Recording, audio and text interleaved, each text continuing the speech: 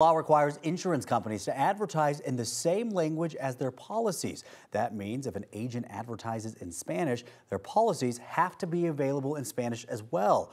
Allstate sent a directive to its agents to comply with the new bill, stating that agents were now only authorized to advertise, quote, or sell policies in English. The company says it wants to support everyone in the language of their choice, but this legislation prevents that. Our 9 News legal analyst Whitney Traylor joins us this morning for more information about this. Whitney, this is important because, one, insurance policy is confusing enough as it is in just one language. You actually, though, talked to the Rocky Mountain Insurance Information about this decision. What did they say?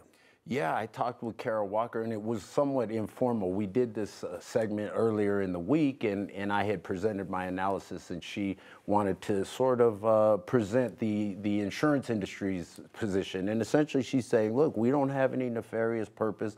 We're not seeking to exclude certain communities. We actually have been trying to cultivate those communities, is what she's saying. And the concern was, and this was in the reporting, and this was also what she explained to me, was the insurance companies were concerned about being open to litigation. And so their concern was, hey, if we're not able to get all of these policies converted to other languages by January 1st of 2024, then we'll subject ourselves to litigation. So in order to comply with the law, their position was, hey, we have to go to English only and give a directive. So that means the websites and things like that that were in Spanish would, and I didn't see them, but I understand they would take those down as well. So that is according to the Rocky Mountain Insurance Association, the industry's response. You just touched on this a little bit, but can you explain the insurance industry's response to this legislation? Like, what were they telling their employees about it? Right. Well, I think it's important to understand the legislation to start with. So the legislation, which was intended to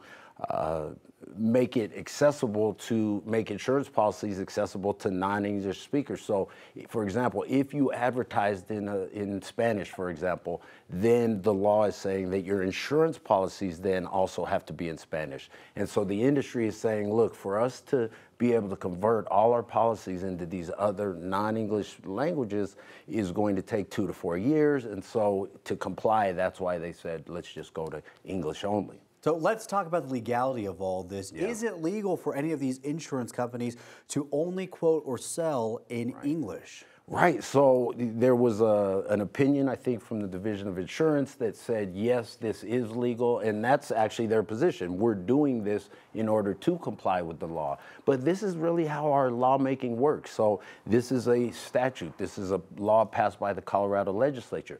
But our common law system means if somebody sues on this and says, hey, I'm being excluded, or you're discriminatorily marketing or something like that, then the courts will then make a decision and say, hey, based on this statute, so this is really how the law evolves in common law. So right now, are they in compliance with the law?